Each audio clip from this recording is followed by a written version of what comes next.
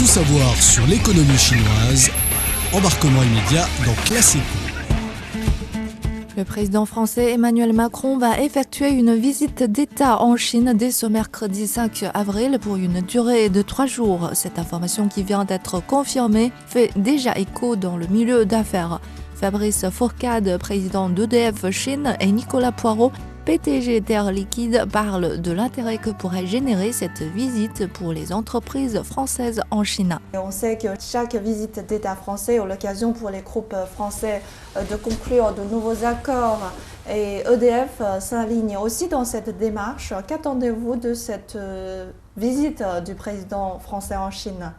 Alors vous le savez, l'énergie est un domaine de l'activité économique assez particulier, qui est suivi de très près, voire même piloté par nos États. D'ailleurs, vous le savez peut-être, l'État français est en train progressivement, et là il est quasiment au bout, de racheter 100% du capital d'EDF. Ce qui montre l'importance que l'État français attache à l'énergie en général, à EDF en particulier. Alors pourquoi ? Parce que la notion d'indépendance énergétique, de sécurité énergétique est essentielle pour l'économie et même pour la vie des citoyens, qu'ils soient chinois ou qu'ils soient français. D'ailleurs, j'ai noté dans les conclusions du 20e congrès que cette notion de sécurité énergétique était vraiment très mise en lumière. Des visites d'État, comme celle que l'on attend prochainement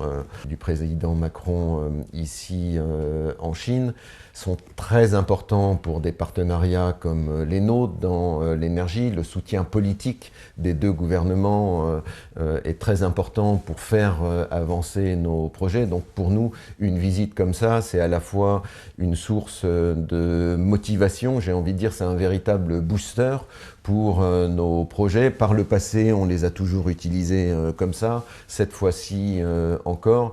Et ce facteur de motivation, il est vrai pour nous et je pense qu'il est très vrai aussi pour nos partenaires chinois. Donc ce sont des moments extrêmement importants.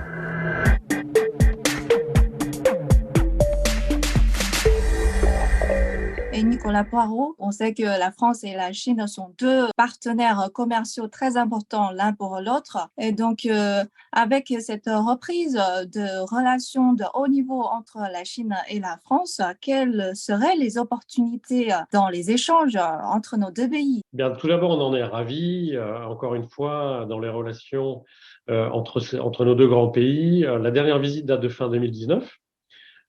Donc c'est une très bonne chose que le président français passe bientôt en Chine. Je crois qu'il y a déjà beaucoup d'échanges entre la France et la Chine. Les gens pensent forcément agroalimentaire, cosmétiques et autres, ce qui est très vrai. Mais la France et la Chine ont depuis longtemps, et encore plus aujourd'hui, des relations dans des domaines de pointe. Beaucoup de sociétés françaises investissent ici et vice-versa dans les domaines de la high-tech, dans l'énergie, notamment dans l'industrie. Il y a énormément d'échanges. Soit d'échanges bilatéraux, soit des investissements bilatéraux en France pour les sociétés chinoises ou les Français ici.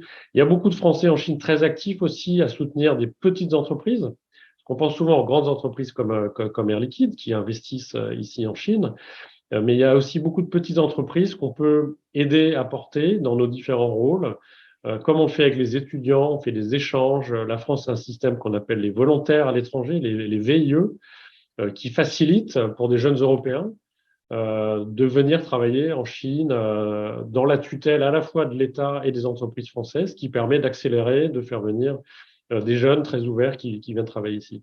Donc on voit aussi dans le domaine de la biodiversité, la France et la Chine sont à la pointe dans énormément de domaines, dans l'agriculture aussi, qui sont des domaines clés, dans l'eau.